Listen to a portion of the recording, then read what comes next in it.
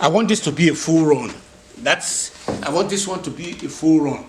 This is going to be a full run because it's going to be able to make it where I can have some more breaking news and making news. I'll be able to put that in there. In the breaking news, let me just say that Joe Kuminhan, the chairman and the national political director of the third party, No Label, stated Sunday that it would be good if Haley would had a ticket. But do you know, as much as she was saying that, as much as he was saying that, there is what you call I think they call it no third party candidates built into different states in America, where in some places, if you run for the Republican Party and then you lose and then you go into No Label, there are clauses in certain states to deny you from being unless you run for the same, I think they're considering you as a spoiler. So Nikki has thrown cold water on it that she's not interested in that. So I'm very glad about that. Then that's let me go back to that woman that I was talking about that was in the train with me. I asked her, I said, where were you from? And where were your parents from? She was smart enough not to tell me, but I was able to tell her right off the bat that you are from the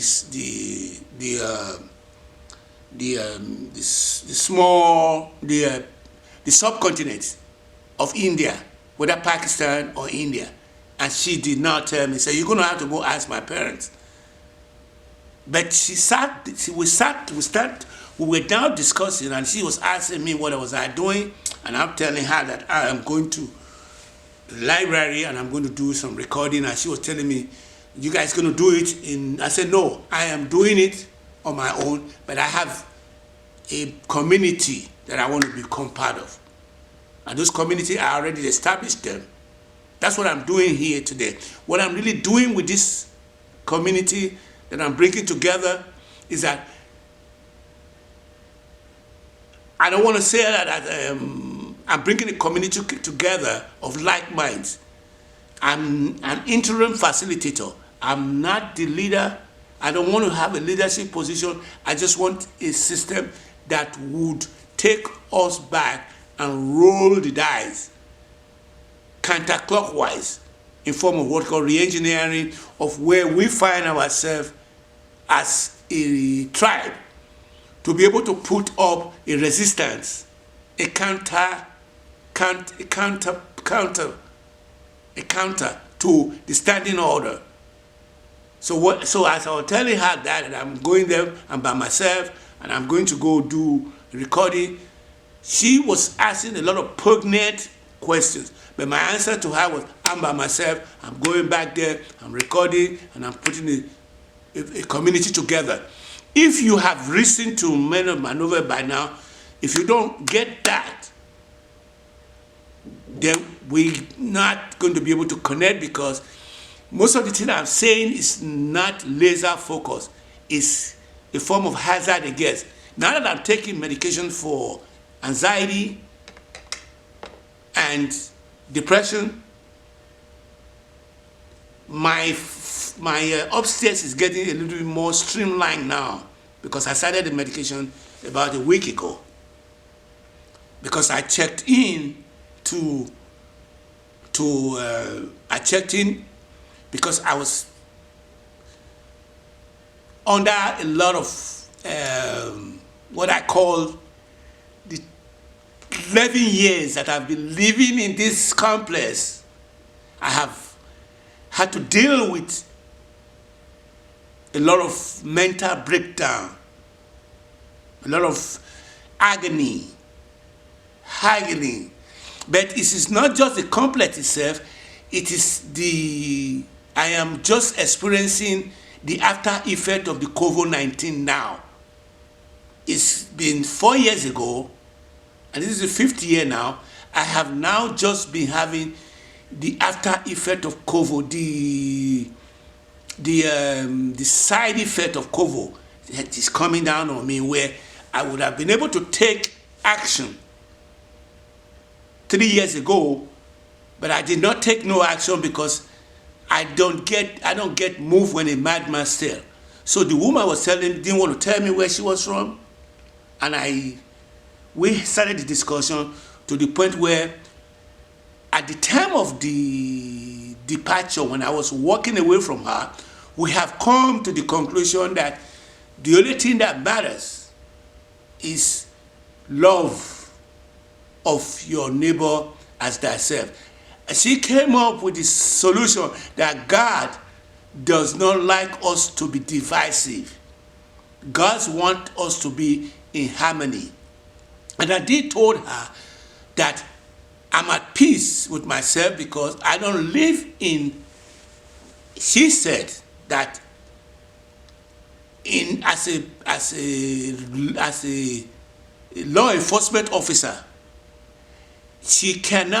when she's always in different train, and in the northern part of town, nobody talks to her. But in the southern part of town, she has rapport with people like she's having with me, that she's very glad to have had it with me. And I told her that I'm glad that I have not lived in the northern part of town, because the more southern you go, the more you have more people who are connected with each other. The more southern you go, you can even see that in the United States map. The more you go south, the more you have people who are glued together, hanging out with each other. The more northern you go, the more you see isolationism, where people are living in a house of 20 million by themselves, and the number of footage is so high that how could you be living in a house of more than 3? And if you're living in a house of anything above 30,000, 40,000, that was the number when I first come to America, to be the highest number. Now the houses are coming out to be called 500,000, 600,000. These are the generation S are not able to afford them, so they're going back home. So when I talk to her, she was telling me, oh, God does not want us to be divisive. Go tell that to Trump, who is like,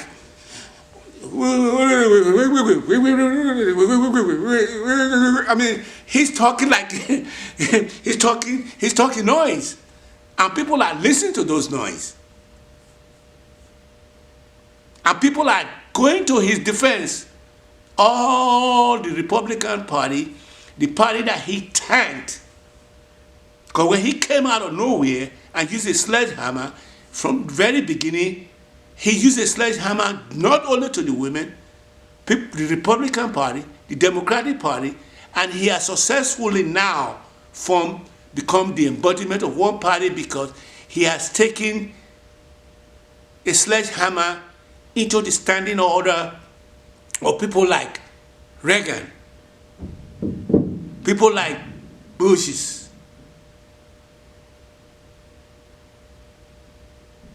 or the standing order of people like Carter, people like Obama, people who wanted what you call stability within the republic. They wanted what you call harmony. I mean, people are blaming Obama for not being too black. And they are even talking about that now in Nigeria, saying that one of the things destroying the system there in Nigeria is when Jonathan came in, Jonathan did not take a sledgehammer. He came into power with harmony among humanity. All those who came, when Obasanjo came in, he was talking about harmony. But when people like all those Shagari came in, they were not really interested in harmony. They were interested in how they could destroy the establishment to put money into those who voted him into power. And that, I think, was the same thing that Gowon did. Gowon was only interested in how much he was going to be able to get away with as a Muslim. Fast forward, we now know of Buhari, who they said was only big on his people. And the copycat, Jagaban now, is doing the same thing by bringing the Yoruba into his own fold, and they accuse him of that. Obama didn't do that. I didn't do that when I was the president of the student government in Nigeria. I didn't do that. So when I asked this woman, cycling back again to this woman, the woman was telling me that the only way the world was set up is that God did not like people to be divisive. And I told her I am glad to have met with her, because everything that I was discussing with her today, I will be talking on it on the platform. If you are confused, and you are out there thinking that to destroy other people will make you a better human being, you need to think again. It's not going to help you. It's going to put what you call inner trauma in you. It's going to make your inside start boiling. You will know it's boiling. And it will then send you into what you call the 1 out of the 20 people who are mentally disabled. They call them they are way